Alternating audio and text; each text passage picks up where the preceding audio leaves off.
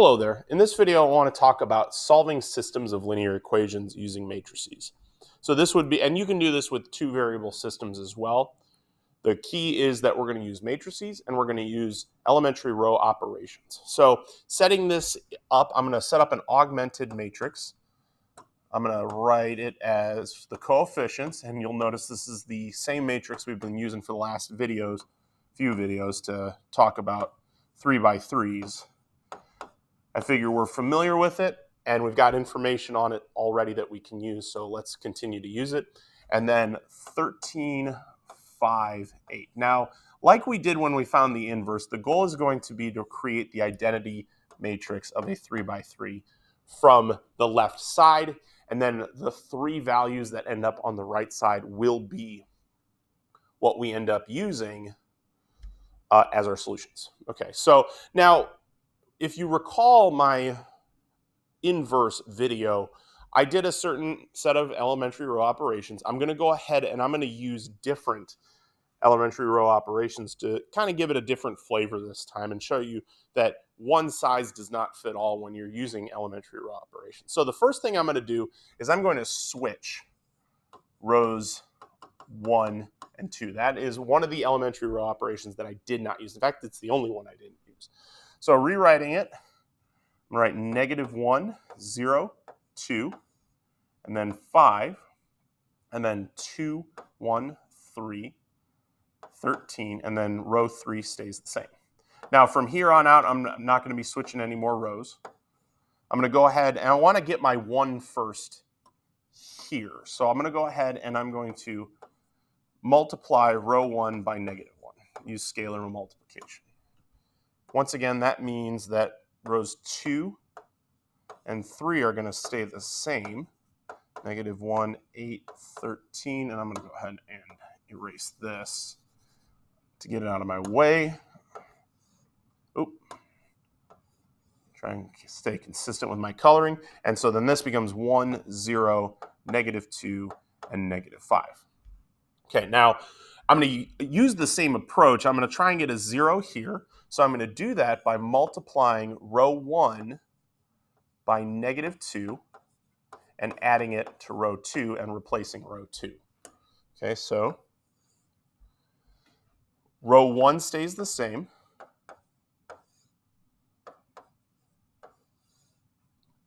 And then row 3 stays the same. So 5, 3, negative 1, and 8. And now I've got the 2, or negative 2, plus 2 gives me the 0 there. That's what I want. 0 plus 1, that keeps that one. And that's actually a positive of me switching those rows. I already got my middle 1. And then negative 2 times 2, that's 4. Plus 3 is 7. And then 10 plus 13 is 23. Now we'll go ahead and we'll work on this 5. So we'll take row 3 and we'll subtract it from row 1 times negative 5, or sorry, rather add it. Recall that I am a person who prefers adding whenever possible. That's just my preference. And so 1, 0, negative 2, and negative 5, and then 0, 1, and 7, and then 23. And then we're going to go ahead and do negative 5 plus the 5, that gives me the 0 there. And then I got 0 plus 3, that gives me 3 there. And then positive 10. I'll get there one of these days. Positive 10 plus a negative 1 gives me 9. And then positive 25 plus 8 gives me 33. Okay, let me go ahead and copy this onto a fresh sheet and we'll continue. 1. Okay, so I've got the first column set the way I want. I want 1, 0, 0, and then I'm going to cut across the third row. I'm going to work on this becoming a 0. Now the best way to do that is, because I've got this 1 already here, I'm going to take row 2 and I'm going to multiply it by negative 3 and add it to row 3. So again, row 1 is not changing, and then row 2 is not changing. And this helps because we got the 0 plus 0 keeps a 0 there. We got 1 times negative 3 plus the 3 gives me 0 here. And now I've got negative 21 plus 9 is negative 12. And then negative 3 times 23, that would be a negative 96, plus plus a 33. That'd be similar to 96 minus 33, which would be 36. Oh no, sorry, 69, not 96. So 69 minus 33 would be 36. So this would be a negative 36. And now we're going to go ahead and work on getting this to be 1. And we'll just do scalar multiplication. We will take negative 1/12 times row 3. So one more time, rows 1 and 2 are not changing. Okay, negative 5, and then 0, 1, 7, and 23. And the first two don't change because they're zeros and we're multiplying. Negative 1/12 times negative 12 gives me the 1. And then we've got negative 36 times negative 1/12 gives me 3. Okay, so this is exciting because we've solved for one of our rows. This is effectively telling us that z equals 3. So now we just got to solve for x and y. Now, the next thing we usually do is we work on getting this to be a 1, but by doing that row switch earlier, it was convenient. We got the 1 there. So now we're going to work on getting this to be a 0. So the best way to do that, it looks like, is to take row 3 and multiply it by negative 7, and then adding row 2. So now rows 1 and 3 are not changing. And we got the negative 5, and then we got 0, 0, 1, 3. And then the 0 plus the 0 is 0. 0 plus the 1 is 1. And then negative 7 plus 7 is 0. And then we've got negative 21 plus 23 is 2. And so this is right here is telling us that y is equal to 2. So now we just got to get x. Normally next I would solve for this value and try and get it to 0. But that's already been done. Again, back to the row swap. That was very handy for us. And now, all we have to do is take row 3, multiply it by positive 2, and add it to row 1. So when I copy this down, row 2 doesn't change, row 3 doesn't change, and we take row 3, so 0 plus 1 is 1, 0 plus 0 is 0, and then a 2 plus a negative 2 is 0, and so 3 times 2 is 6, plus a negative 5 is 1, and so this is telling us that our solution set is x is equal to 1, y is equal to 2, z is equal to 3. Now, really quickly, before we end the video, I want to tie this back into the inverse because we did have the inverse. We're using the same matrix as we did in the inverse video. Let's really quickly write that down and see how another way we could solve this if we had the inverse one.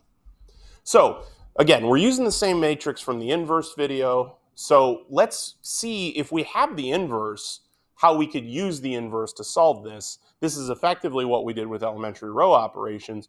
We reduced it by using the same method as finding the inverse. If we have the inverse, all we have to do is multiply it by the column matrix that is our constants, and this will give us the same solution set. And really quickly, I'll prove it to you.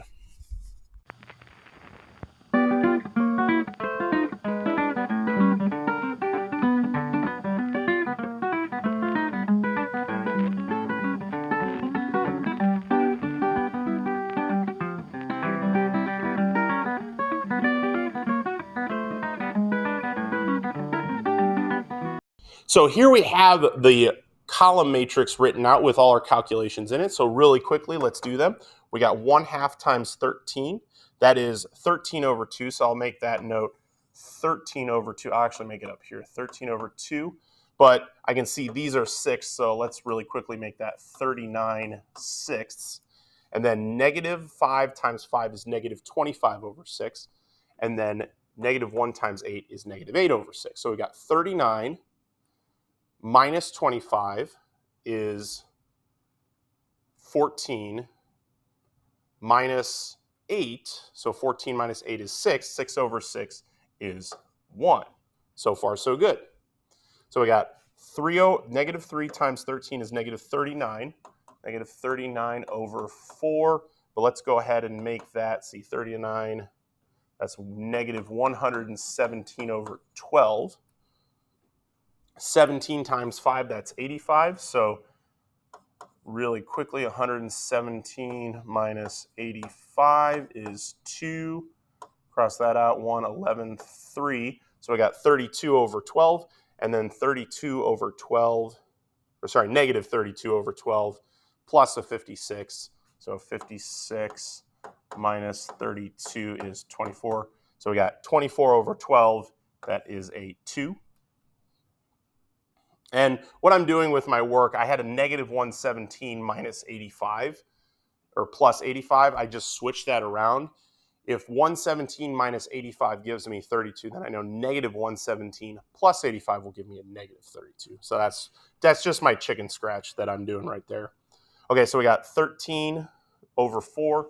13 over 4 is 39 over 12. Plus 5 over 12, so that's 44 over 12, minus 8. 44 minus 8 is 36, divided by 12 gives us 3, and that's our answer. So if you don't have the inverse, you can use elementary row operations to find the inverse find the answer with an augmented matrix. If you do have the inverse, you can simply multiply it by the column matrix of the constants to find your answer. If you like this video, go ahead, give it a thumbs up and subscribe. And if you want to see more content like this, leave a comment down in the comment section, and I'll see you for the next one. Thanks for watching.